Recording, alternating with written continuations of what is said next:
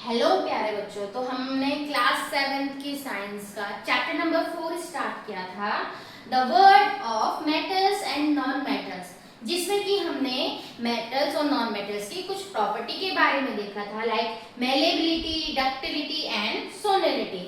आज हम स्टार्ट करते हैं उसका नई प्रॉपर्टी के साथ में, conduction of heat. Conduction of heat, तो इसको स्टार्ट करते हैं। Have you ever observed the vessel used for cooking in kitchen? क्या आपने अपने किचन में ऑब्जर्व किया कि किस टाइप के बर्तन यूज किए जाते हैं खाना बनाने के लिए? You might have noticed that vessels used for heating and made up of metals. तो जो वेसल्स है, अगर हम खाना बना रहे हैं तो हीटिंग के पर्पज से हमने वो ऑब्जेक्ट लिया है और वो किसका बना हुआ है? मेटल्स का बना है।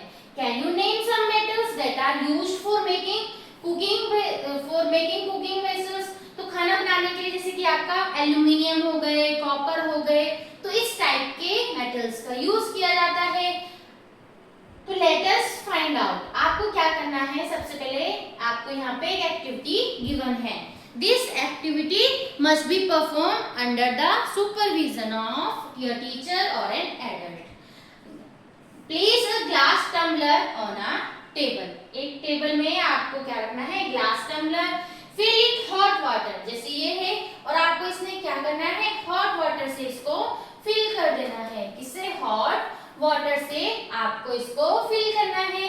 Take a metal spoon and a wooden spoon. आपको क्या करना है? एक मेटल स्पून लेना है और एक वुडन स्पून लेना है, अलग अलग। ठीक है, एक मेटल स्पून लेना है और एक वुड स्पून लेना है, और आपको इनको क्या करना है? एक साथ आपने इनको इसमें रख देना है, जैसे कि यहाँ पे आपको पिक्चर में दिखाया गया। Emerge both the spoon simultaneously into the hot water and leave them undisturbed for few minute. Now carefully touch the upper of each spoon. आपको क्या करना है? कुछ टाइम के लिए इनको ऐसे हॉट वाटर में ऐसे इमर्ज करके डुबा के रख देना है और कुछ मिनट इसको ऐसे ही छोड़ देना है, और थोड़ी देर बाद आपने क्या करना है? इनको, इनका जो अपर पार्ट है, इनको टच करके देखना है। तो आपने क्या ऑब्जर्व किया? जब आप इनको टच करेंगे तो आप देखेंगे कि जो मेटल स्पून है ये गर्म हो गया और जो वुडन स्पून है वो गर्म नहीं हुआ। ठीक है, तो आपने देखा जो मेटल वाला है वो क्या हो गया? गर्म हो गया है, और जो आपका वुड वाला है वो गर्म नहीं हुआ है। तो सम डिस्कशन पॉइंट है, which of the spoons get hotter? कौन सा वाला गर्म हो गया है? मेटल वाला। Which one? Metal spoon. Okay, and what does this experiment tell us about heat transfer along the two spoons? तो heat transfer कैसे हो रहा है? आपने देखा कि जो मेटल वाला है, जब आपने उसको ड्रॉप किया तो नीचे से पहले तो गर्म नीचे रहा होगा ना, तो धीरे धीरे करके वो हीट ऊपर की तरफ ट्रांसफर हुई और उसने ऊपर वाले पार्ट को भी उसको गर्म कर दिया, और लकड़ी वाले स्पून में ऐसा नहीं हुआ। तो you may have noticed that the metal spoon is hotter to touch than the wooden spoon, even though both spoons are immersed in the water of the same temperature and for the same time. आपने देखा कि दोनों ही spoon को एक साथ पानी में रखा था, एक ही टेंपरेचर में रखा था और एक ही टाइम के लिए रखा था, फिर भी जो मेटल वाला स्पून है वो कैसा हो गया है? गर्म हो गया है। This shows that the heat transfer through the metal spoon making it hotter. In contrast, the wooden spoon transfer heat poorly. इससे क्या समझ आया कि जो मेटल वाली स्पून है, जो मेटल है, उसमें जो है हीट ट्रांसफर बहुत अच्छे से हो रहा है, और वुडन वाले में उतने अच्छे से हीट ट्रांसफर नहीं हुआ। In such cases, the transfer of heat from one point to another of material is called conduction. तो कंडक्शन क्या हुआ? इस टाइप में, जैसे कि मेटल की स्पून में हुआ, the transfer of heat from one point two another. यहाँ गर्म था और धीरे धीरे उसने दूसरे एंड को भी क्या कर दिया? गर्म कर दिया, यानी कि ट्रांसफर ऑफ हीट, यानी कि पहले ये गर्म हुआ, फिर ये, तो ऐसे करते करते हीट क्या हुई? एक जगह से दूसरी जगह ट्रांसफर हो रही है। इसी को हम क्या कहते हैं? कंडक्शन। तो transfer of heat from one point to another of a material is called conduction. उसको हम क्या कहते हैं? Conductions कहते हैं। And the materials that transfer heat are called conductors. और जो ऐसे मटेरियल हैं जो क्या करते हैं? हीट को ट्रांसफर कर रहे हैं from one place to another, उन मटेरियल्स को हम क्या कहते हैं? कंडक्टर्स कहते हैं। ठीक है, कंडक्टर्स, उनको क्या कहा हमने? Conductors. Now based on observation one can say that metals are good conductors of heat. इससे क्या समझ आया हमने एक्टिविटी की कि metals are good conductors of heat. Conductors हुए जो क्या कर रहे हैं? ऐसे मटेरियल जो हीट को ट्रांसफर कर रहे हैं। It means metals are good conductors of heat, whereas wood is a poor conductor of heat। और जो wood है वो क्या है? पुअर कंडक्टर है हीट का। Now we can understand why mostly metal vessels are used for cooking and their handles are made with wood or other materials that do not conduct heat। तो इससे क्या समझ आया आपको? यहाँ से आपको पता चल रहा है इस एक्टिविटी के थ्रू, आपने देखा होगा जो बर्तन यूज करते हैं, जैसे कि मान लो तवा है, वो मेटल है और जो उसका पकड़ने वाला पार्ट यानी कि जो हैंडल है या तो वो प्लास्टिक का होता है या वुड का होता है। इट मींस जो आपका तवा है उसको हमने गर्म करना है तो ही हम उसमें रोटी बना सकते हैं, तो उसके लिए उसको हीट होना जरूरी है। तो उसमें क्या है? हीट ट्रांसफर बहुत ही इजीली होती है। और जो आपका हैंडल है वो वुड का है या प्लास्टिक का है, वो क्या होते हैं? पुअर कंडक्टर ऑफ हीट, यानी कि उसमें हीट इजीली ट्रांसफर नहीं होती है। नाउ कंडक्शन ऑफ इलेक्ट्रिसिटी, अभी हमने देखा कंडक्शन ऑफ हीट, हीट के लिए देखा। ओके, कंडक्टर्स क्या हुए? In which heat can pass through easily. ठीक है, और कंडक्शन क्या हुआ कि जिसमें क्या हो रहा है? एक प्लेस से दूसरे प्लेस तक हीट क्या हो रही है? ट्रांसफर हो रही है, उसको हमने कहा conduction. Now conduction of electricity, तो क्या जैसे हमारी हीट ट्रांसफर है वैसे इलेक्ट्रिसिटी में भी कुछ है? You have ever seen an electrician using a screwdriver? What type of material is used for making its handle?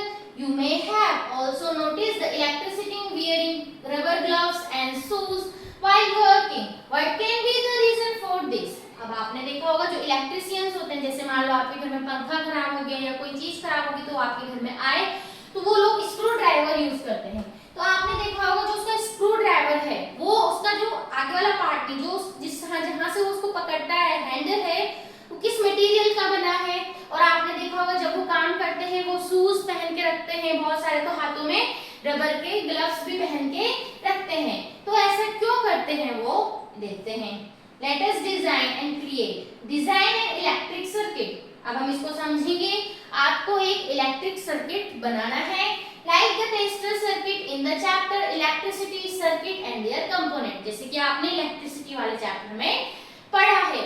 repeat the same activity using the material listed below and record your observation। आपको क्या करना है?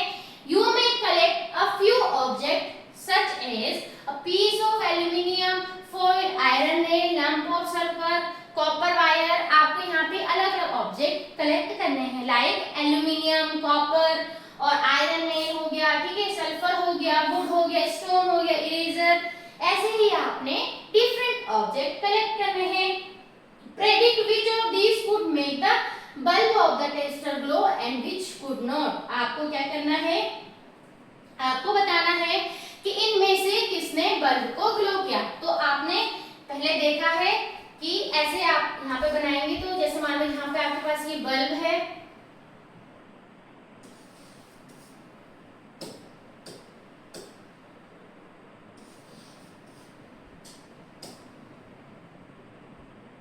बना लेते हैं इसको। ठीक है, मान लो आपके पास यहाँ पे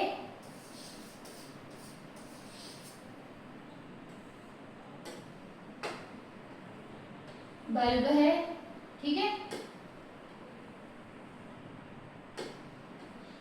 यहाँ पे आपने अपना जो भी टेस्टर है वो लिया। यहाँ पे आपके पास क्या है? यहाँ पे मान लो सेल है और यहाँ पे आपका जो भी टेस्टर है उसको आपने यहाँ पे रखना है। ठीक है, यहाँ पे मान लो ये बल्ब है, तो आपने क्या करना है? वन बाय वन यहाँ पे अपने ऑब्जेक्ट को रखना है पूरा अच्छे से इस वायर के बीच में। तो जब हमने पीस ऑफ एल्यूमिनियम फॉइल रखा, ऑब्जर्वेशन क्या हुई? बल्ब ग्लोज, बल्ब क्या हुआ? ग्लो हुआ, यानी कि जल गया। एंड इट मींस ये क्या है? Good conductor of electricity. ये क्या है? Good conductor of electricity. ये क्या हुआ? Good conductor of electricity.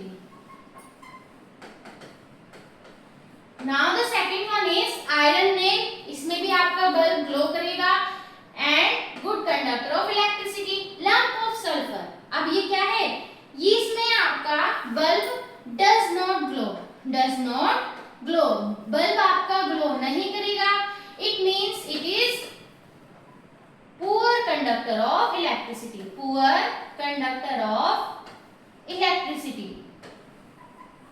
ठीक है, सिमिलरली आप इसको देखेंगे वुड में, ओके, रबर, ये सब चीजें कैसी होंगी, does not glow, poor conductor of electricity. और piece of aluminium foil, iron nail, और अगर आप कॉपर लेंगे इसमें तो ये ग्लो करेगा, it means it is good conductor of electricity. तो ये एक्टिविटी आपने करके देखनी है, जैसे सिंपल सर्किट है ऐसे बनाना है।